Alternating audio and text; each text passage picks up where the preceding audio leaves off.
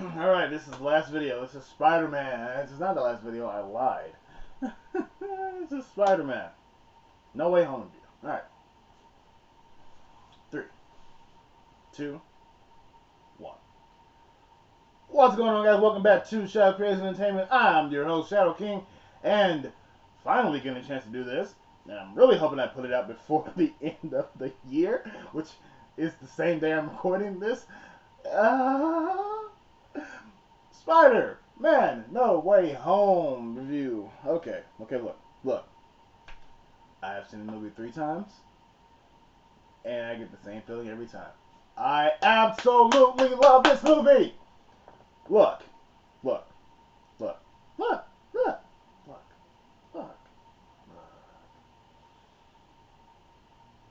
We finally finished another Spider-Man trilogy, and this epically dwarfs the ending to the last Spider-Man trilogy and just sets the path for a whole new... God, oh my God, okay, first of all, spoilers for this movie. I'm trying to spoil the whole movie.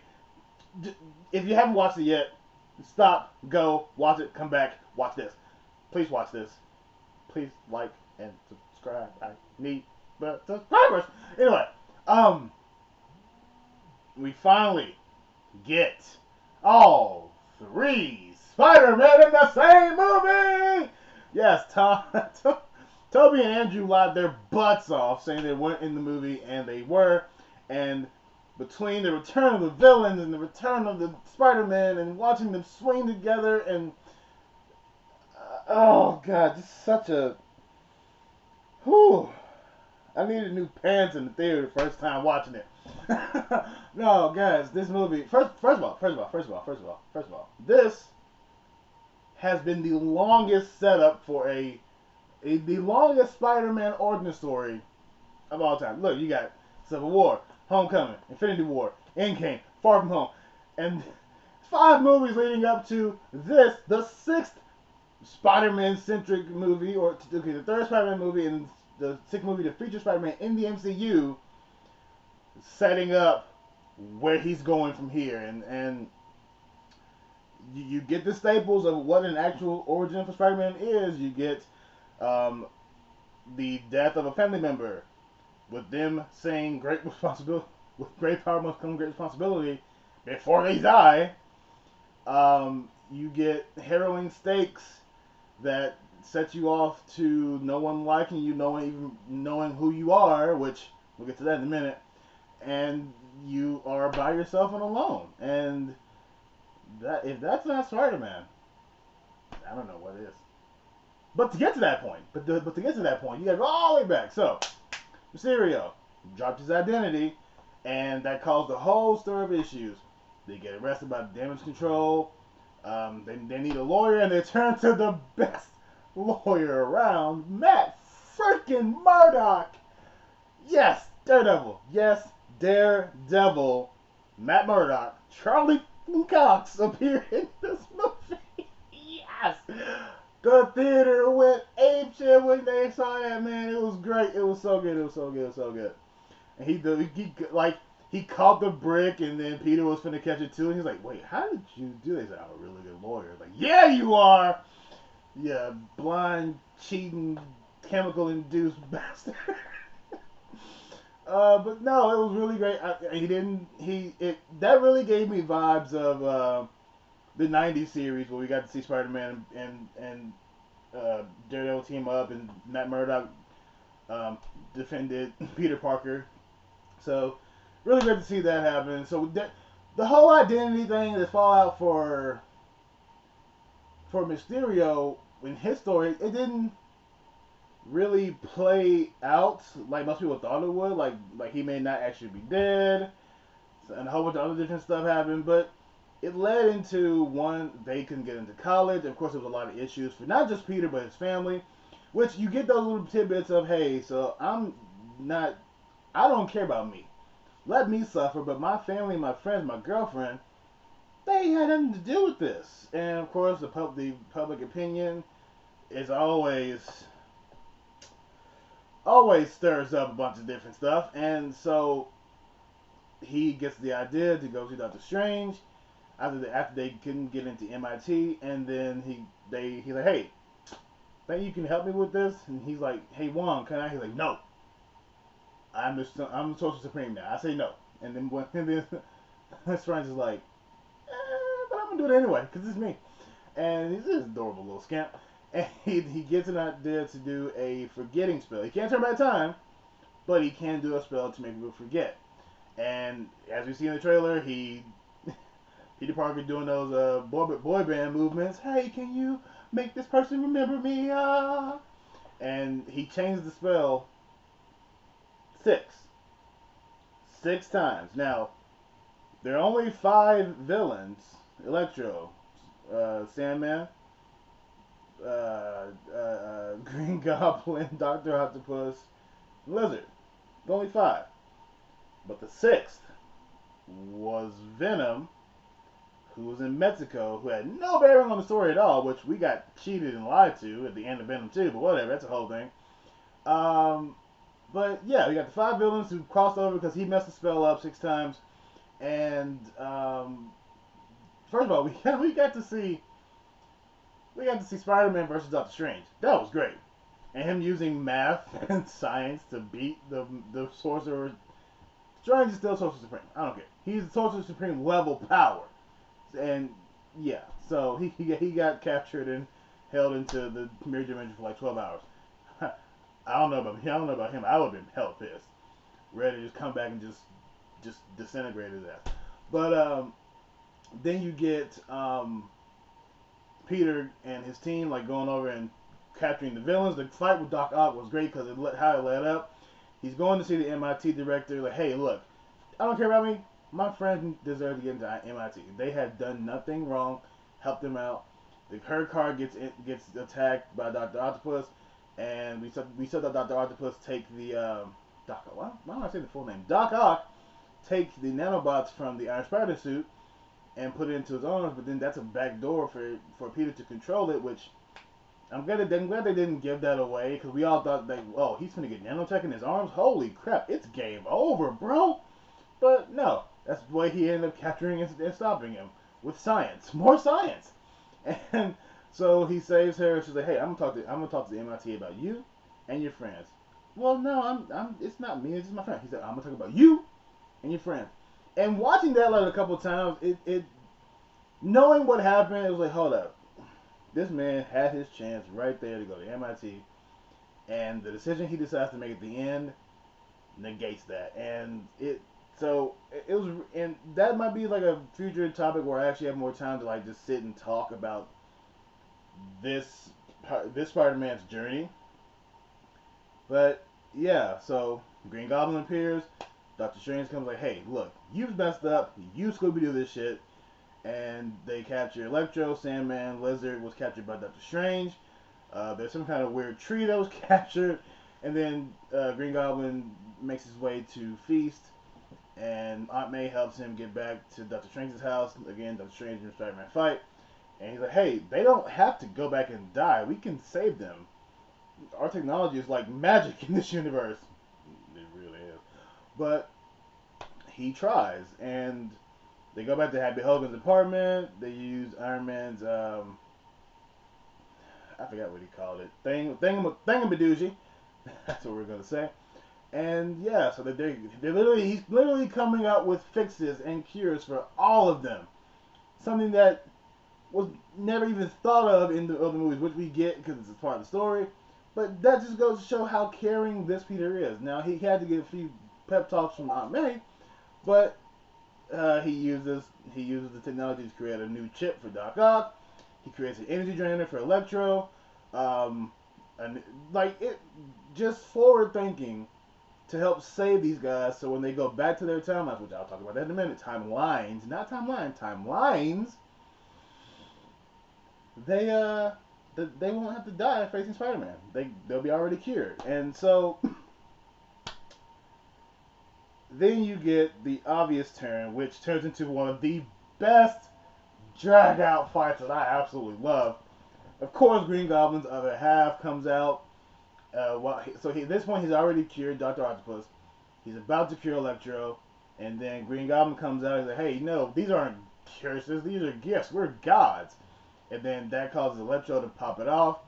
He takes the arc reactor, and then Green Goblin just goes, William Defoe, man. William Defoe. It was like he never left as Goblin. He just slid right back into the crazy looking face, the crazy voice, the psychological speeches, and then the beatdown. Him and Tom Holland Peter, they go at it, breaking through balconies and busting through windows and walls. And at one point, Peter is doing. I'm sure he got like a tad bit of training in between the end of Endgame and now, because he's sitting there doing like just wailing on him, and Green Goblin smiling, and he's doing the Black Widow like I'm gonna chop you in the back of the head thing, just a whole bunch of different stuff. And Green Goblin's just taking it, just tanking it, and then at one point he suplexes, I think it's suplex, whatever, suplex, powerbomb, whatever. This man, Green Goblin suplexes his ass from the like middle floor all the way down to the very bottom, bro.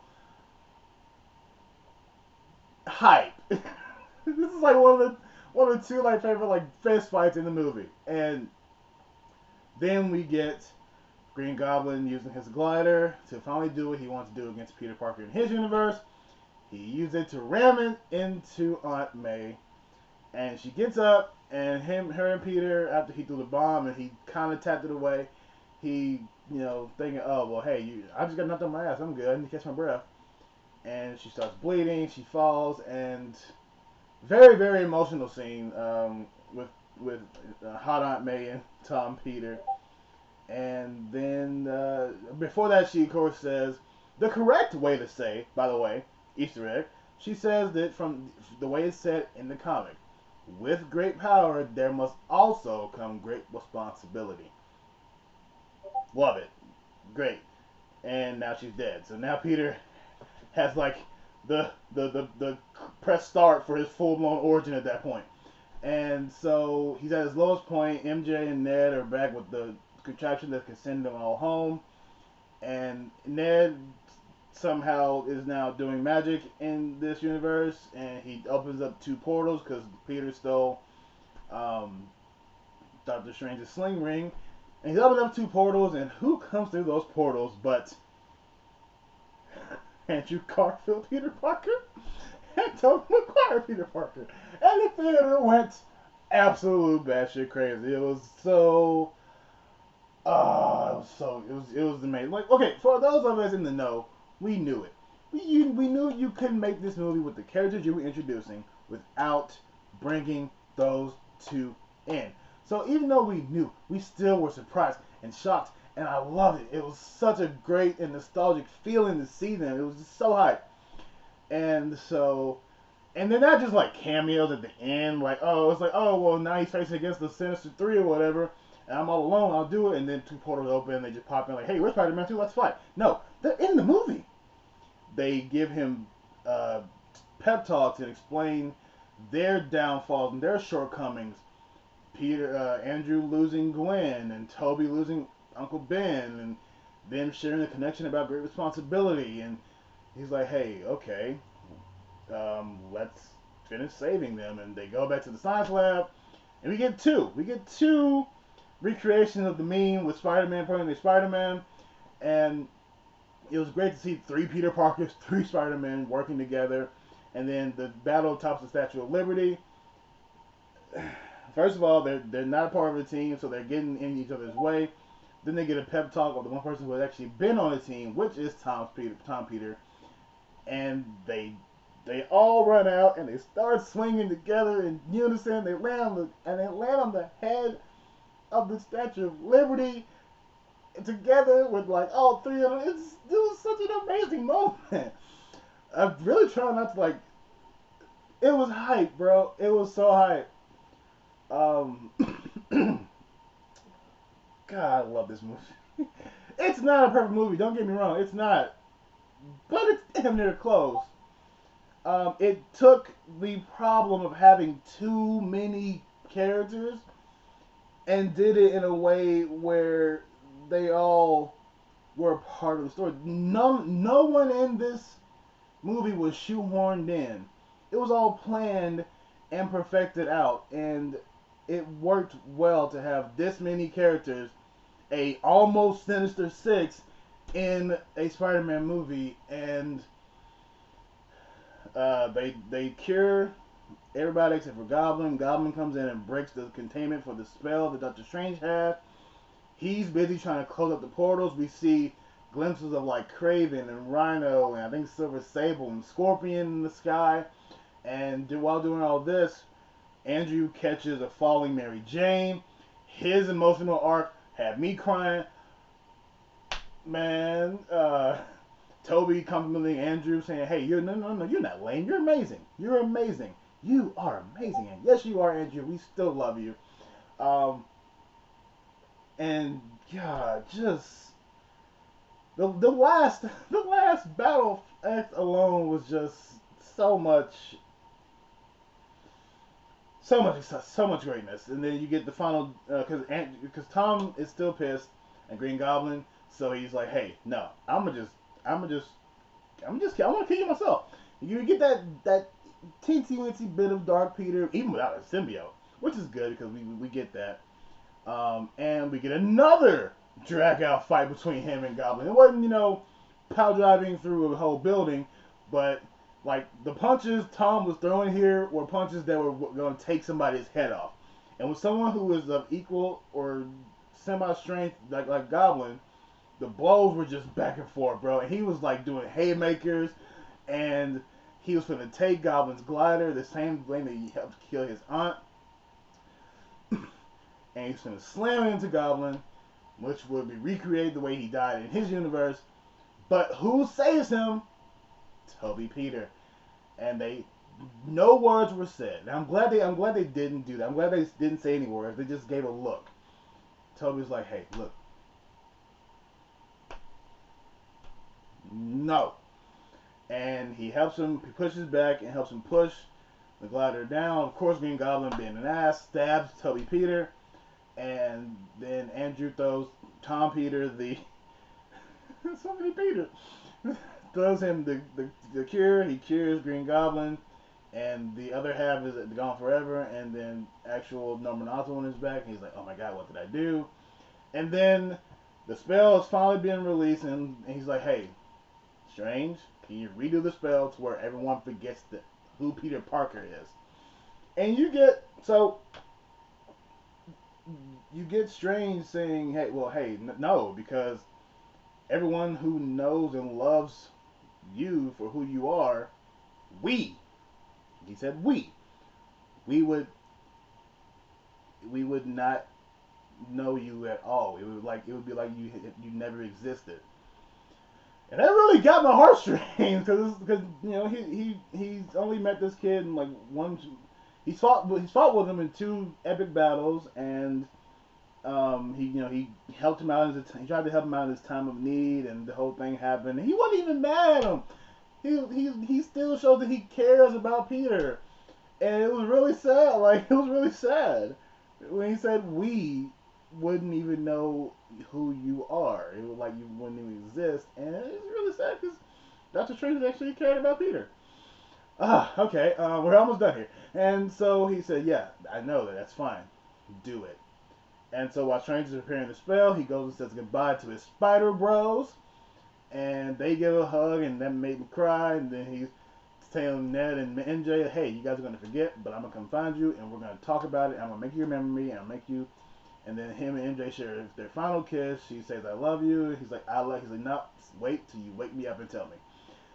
And then he swings off, and the spell happens, and just like the spell said, no one knows who Peter Parker is anymore. Now, Spider-Man's still an entity, but J.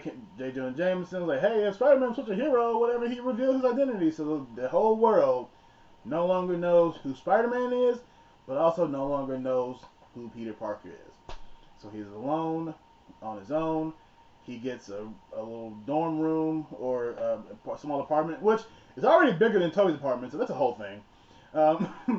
But he gets an apartment. He's on his own, and he's hand sewing his own suit. Now, where he got the material from, I'm still thinking he has some connections, or he just either stole it.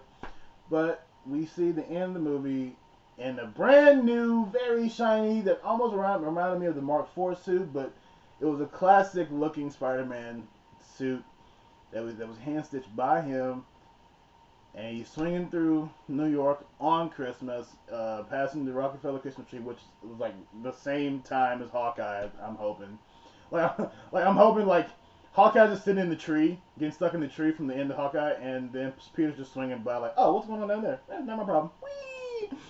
And that's the end. And the end credit scene shows that Venom was in Mexico the whole time, and then they're about to go see Spider-Man, and then they get blipped back. But a small piece of symbiote remains. And then the very last scene was just a trailer for Multiverse of Madness. I will do a video about that in the new year. But yeah, man. I didn't think this video was gonna be that long, but I had a lot to say about Spider-Man No Way Home. 3 times I've seen it, and I enjoyed it every single time. I will probably wear the crap out of that movie when it comes out on Blu-ray. But yeah, this was an amazing movie, a spectacular movie, an ultimate movie, if you will, a superior movie, if you will. Anyway, okay, that's it for the last review of the year, and I hope you guys enjoyed the video content I put out this year. What do you guys think about Spider-Man? Did you love it? Did you hate it? Have you not seen it yet? If you haven't seen it yet, why did you watch this entire video? I just spoiled the crap out of it for you. But thanks for watching, I guess. And yeah, are you excited for all the new stuff that's coming out in the new year? Put your comments in the comment section below, guys, and let me know. And I really, really, really, really appreciate it. As always, may the power protect you. May the force be with you. And have the best day possible. Bye.